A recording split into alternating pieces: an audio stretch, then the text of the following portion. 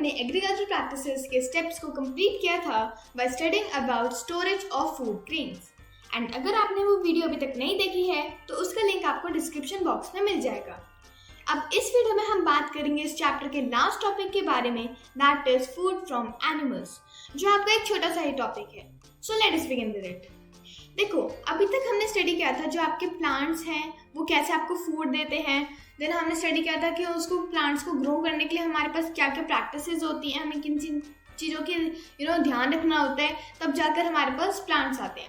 अब हम थोड़ा सा ये भी स्टडी कर लेते हैं कि आपके सिर्फ प्लांट्स ही आपको फूड नहीं देते हैं, आपके एनिमल्स भी आपको फूड प्रोवाइड करते हैं। तो वो जो फूड होता है वो जो एनिमल से प्रोवाइडेड होता है हमें, वो कौन कौन से होते हैं, that is your milk, your eggs, your meat. तो ये बेसिकली ये 3 होते हैं, बाकी और भी होते हैं। फॉर एग्जाम्पल योर हनी हो गया आपके पास। ओके, तो ये आपके क्या होते हैं, फूड फ्रॉम एनिमल्स। अब अगर हम पूछें कि ये जो फूड फ्रॉम एनिमल्स होता है क्या ये हमारे लिए अच्छा होता है, so always remember that the food obtained from animals is very rich in proteins. जो आपका फूड फ्रॉम एनिमल्स होता है, जो आपके एनिमल्स फूड प्रोवाइड करते हैं, फॉर एग्जाम्पल एग हो गया, आपका मीट हो गया, आपके मिल्क हो गया, तो ये आपके लिए बहुत रिच होते हैं in proteins. Clear? Now, the animals which provide food are mainly of 2 types. आपके जो animals होते हैं जो food provide करते हैं, वैसे तो आपके variety of animals होते हैं, but basically जो आपको food provide करते हैं वो आपके 2 types के होते हैं, that is milk yielding animals and meat and eggs yielding animals. तो अब जो आपके मिल्क यील्डिंग एनिमल्स के एग्जाम्पल्स होते हैं, दोज आर योर काउ हो गया आपका, आपके बफेलो हो गए, आपकी गॉड्स हो गए, तो ये आपको मिल्क प्रोवाइड करते हैं, that is why they are categorised as milk yielding animals. ये एनिमल्स आपको मिल्क प्रोवाइड करते हैं। ठीक है, अब हम बात करते हैं जो आपके meat and egg yielding animals होते हैं वो कौन कौन से होते हैं। तो for example your goat, your sheep, your poultry. आपके पोल्ट्री में आते हैं आपके लाइक हैन हो गया, आपके पास डक हो गई, आपके पास चिकन हो गए, तो ये पोल्ट्री में आते हैं। एंड ऑल्सो योर फिश हो गए। तो ये क्या है, ये आपके meat and egg yielding animals होते हैं। जो आपकी गॉट होती हैं, आपकी शीप होती हैं एंड फिश होती हैं, ये आपको क्या प्रोवाइड करती है, मीट प्रोवाइड करते हैं। वेयरएज जो आपके पोल्ट्री होते हैं वो आपके दोनों मीट एंड एग दोनों प्रोवाइड करते हैं। ठीक है, अब बात करते हैं हम that the branch of agriculture which deals with feeding, shelter, health, breeding of domestic animals is called animal husbandry.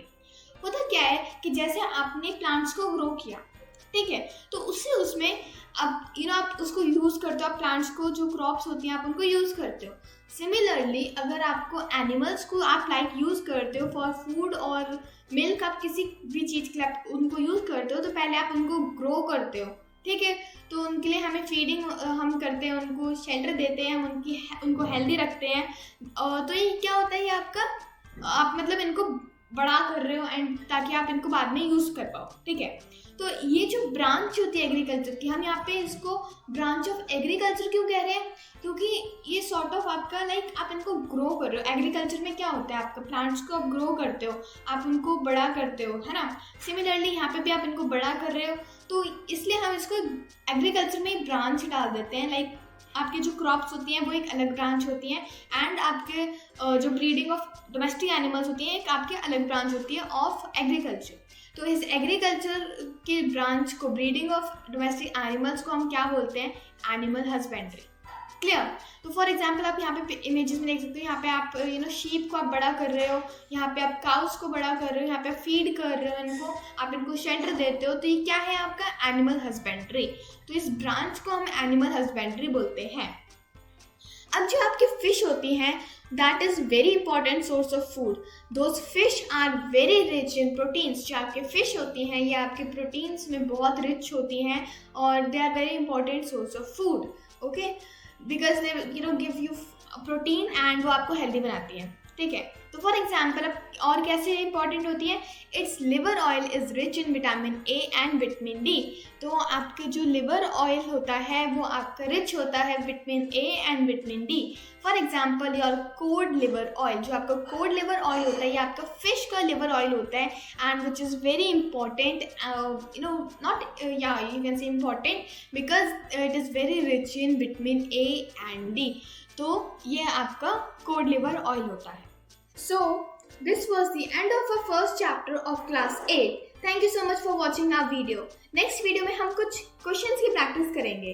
अगर आपको ये वीडियो अच्छी लगी हो तो प्लीज़ इसको लाइक करना एंड शेयर करना अपने फ्रेंड्स को, and please subscribe this channel and click on the bell icon so that आपको रेगुलर अपडेट्स मिलते रहें। Take care, bye bye.